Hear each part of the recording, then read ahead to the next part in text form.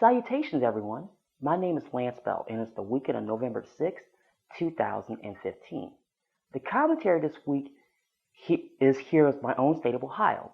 As you might not know, there was an election, and there was about two hot topics on the ballot, Issue 2 and Issue 3. Now, basically, the two issues were this. Issue 2 was created to override Issue 3, meaning that the ballot Issue 2 was to legalize marijuana here in Ohio, and Issue 2 was created to block it. Now, I will say this for the record.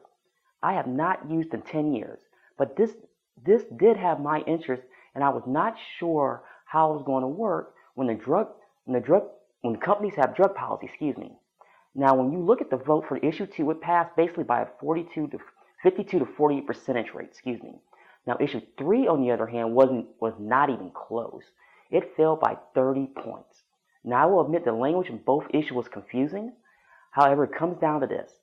Citizens in this state were scared to death what could happen if there was only 10 growers. Now, before anyone say that number could rise, ask yourself this question. Will there be the only ones that could pick up new growers? Would you be all right if they paid a fixed tax rate? These are some of the questions I asked myself when I saw the ballot issues. Now, I know it sounds real silly, but there were people in this state asking the exact same thing. Even stranger, to break it down even farther, the Cleveland Plain Dealer posted a graph online on how the counties here voted. So everyone knows the Plain Dealer was trying to paint this as a left-right issue.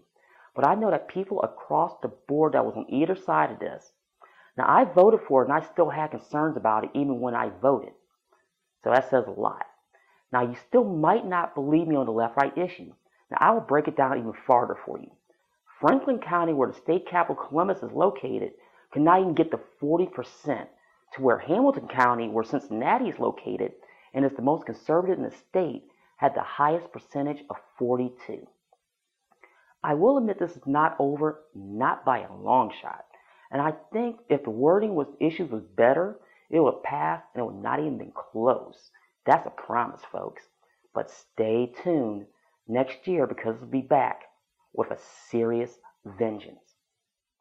I am back, and you're probably wondering why everyone's favorite beagle Snoopy is on the screen. Well, as of this taping, the Peanuts movie is now in theaters. Now I will not go into why I have issues with this movie. And folks, that's another issue for another day. However, I will use this week's commentary to rip apart Hollywood. Now, Snoopy has been everywhere. As you can see in the video behind me, he's got the star on the Hollywood Walk of Fame. Now, he even showed up at the New York Stock Exchange ringing the closing bell. Now, in this clip I'm going to show you, director Paul Feig explains his role in the movie. I'll say very briefly, it's such a thrill to have gotten to be part of the Peanuts movie. I was a Peanuts fan since I was a 5-year-old kid and grew up reading the comic strips. I love them. I watched all the TV shows, and it was so fun to get to bring this property and these characters to kids your age and to everybody out there, and for adults who grew up with it. It's a real thrill. Well, now, it's not only this movie, and for the record, folks, I believe it should never been made. But what else I saw this would pissed me off.